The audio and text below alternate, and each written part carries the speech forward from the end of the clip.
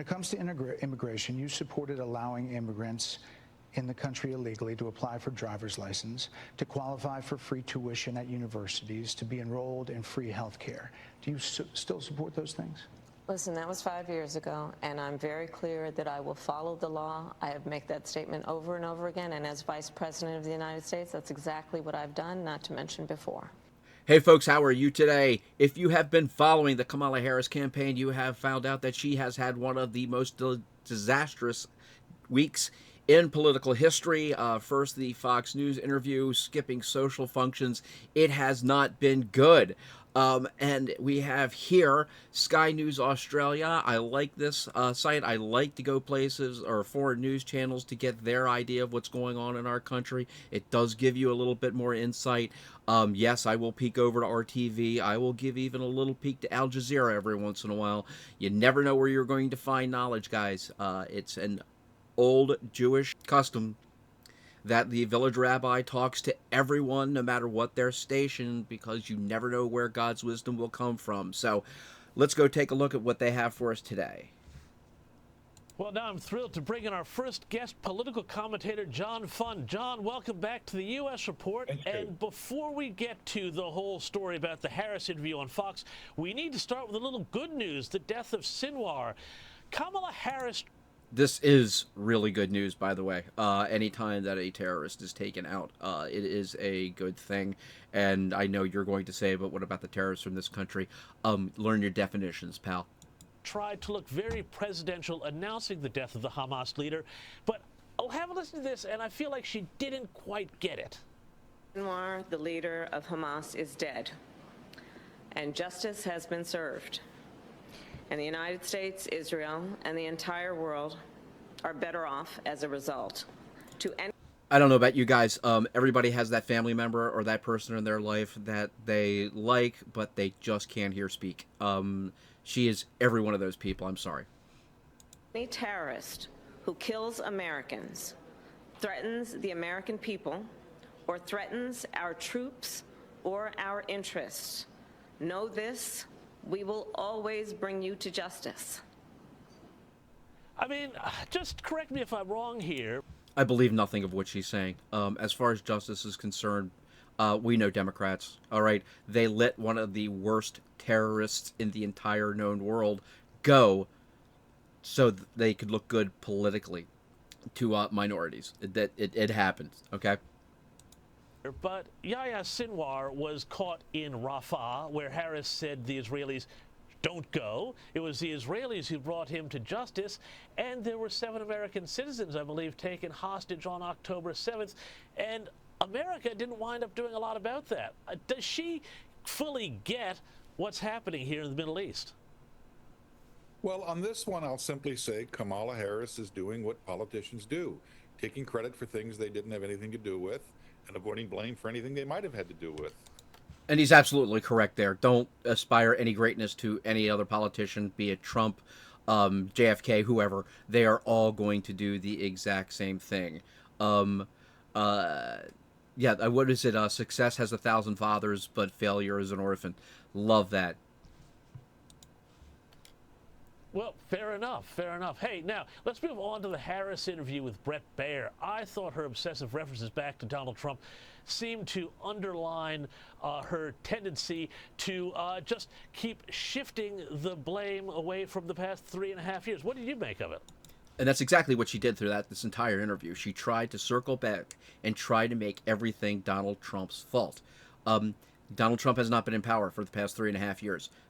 Anybody who has been in power in the Senate could easily tell Donald Trump to go somewhere just because to keep him out of politics if they wanted to. So, no, Donald Trump has not been in politics or has not been in control for the past 3.5 years.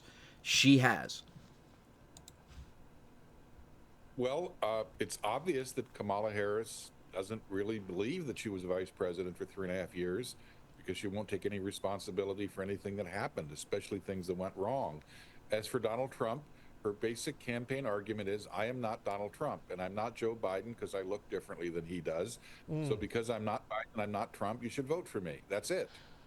Yeah, fair enough. And look, on her past statements, it kind of feels like she's almost treating voters as, well, basically stupid. Let me play you this clip from the interview. When it comes to immigration, you supported allowing immigrants in the country illegally to apply for driver's license, to qualify for free tuition at universities, to be enrolled in free health care. Do you still support those things? Listen, that was 5 years ago, and I'm very clear that I will follow the law. I have made that statement over and over again, and as Vice President of the United States, that's exactly what I've done, not to mention before. The question is, what is the law that she's going to follow? That was 5 years ago, John. That was a lifetime away. But basically, to me, it feels like she's saying, look, I'll be whoever you want me to be. Just give me your vote. Well, it's even worse than that. Look, presidents take an oath to follow the law. It's somehow some praiseworthy event that she says she's going to follow the law. She has to follow the law. Now, question is, do you want to change the law as you proposed 5 years ago? She didn't say yes, and she didn't say no. She just said, I will follow the law. And that's how Democrats work. Actually, that's how Marxists work. But we can go back in that history sometime later. But yes, it's these generalized comments that sound as if they are concerned or they will do what you are concerned about. But these generalized comments leave doors open for them to do quite the opposite. But that's when the statement ends, and we still don't know anything about what she really believes in or actually would want to do. Yeah, indeed. And I mean, there was a great piece in the Financial Times, I thought, this week, which said that it's not just the problem with her word salads, but the real issue is the deeper vagueness and the fact we don't know whether or not she's an empty suit or if she's actually trying hard to hide her leftist tendencies. What do you think about that? Which side do you come? This woman almost did not get elected in California as a district attorney. She almost lost to a Republican, all right? In California, that should throw up alarm bells as far as deeper vagueness is concerned. Come down on. I come down with The Wizard of Oz, where, you know, the famous character, The Wizard of Oz, says, I could while away my hours reflecting on my powers if I only had a brain. I love it, John. Now, what was also, you know, it does seem to me there's another big problem here this week. I want to bring this story to your attention. During the debate, Donald Trump was fact-checked on whether or not crime had been going up or not, and he said it had been going up. And then all of a sudden, they're going to go into the biggest lie of this election cycle. Absolutely and utterly. Crime has gone up, and they're going to go into this. The FBI revised its statistics, and guess what? Crime has gone up. Sudden, you know, there are all the fact checks. Everybody says, oh, well, you know, he's wrong, Donald Trump's wrong. Crime is actually going down. Just look at the FBI statistics. And now, all of a sudden, the FBI has quietly revised its statistics and proved Donald Trump right, but not before the damage was done.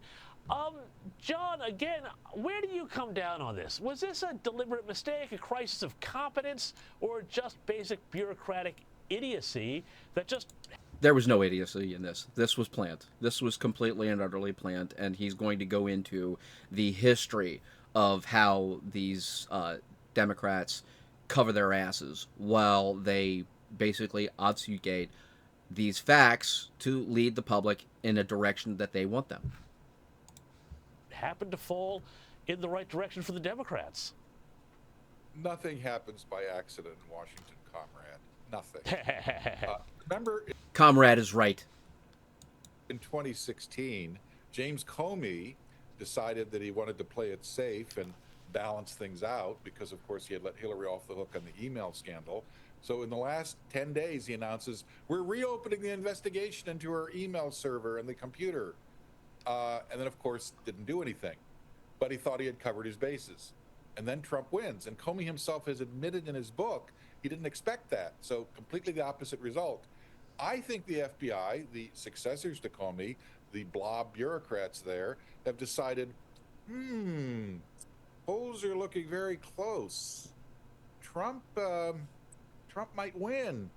We better not reveal these statistics until after the election because Trump will remember that. Let's play it fair and revise our... If Trump gets in, he should fire every last one of these people. I swear to you. If he's going to actually help this country, he needs to get rid of all of the Obama hires in the DOJ and basically the Clinton ones as well. That has been the bulwark of the Democrats to stop their basically two-sided way of administering justice. Statistics, so we can say we weren't playing politics. We gave you this small little gift just before the election. What a perfect example of swamp politics there. And while we're sort of on the subject here, swamp politics. That's it, guys. Hey, leave me a comment. What do you think about all this? I mean, seriously, this is right before the election, and these are shenanigans that are being done by the Democrats in charge. I mean, seriously, let's hear what you have to say. Fascinating story.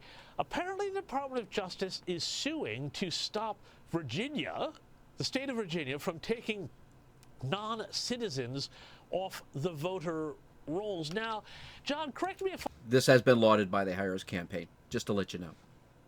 I'm wrong, but I thought only American citizens were allowed to vote. So what would be the problem with removing people who were not citizens from the voter rolls? Well, all over the country, non-citizens are not supposed to register or to vote. But the only thing that stops them from registering and then voting is a box on the registration form which says I'm a citizen or I'm not a citizen. If they don't fill that out, they often get registered anyway. If they say they're a citizen, no one is going to check. So what happens is a bunch of people are discovered eventually because people compare court records of people who say they can't serve on juries because they're non-citizens with the voter registration rolls. These 6,000 odd people have admitted that they're either not citizens or are not willing to provide verification documentation that they are citizens. So they're being removed from the rolls. The Biden administration wants to stop that. What their motive is?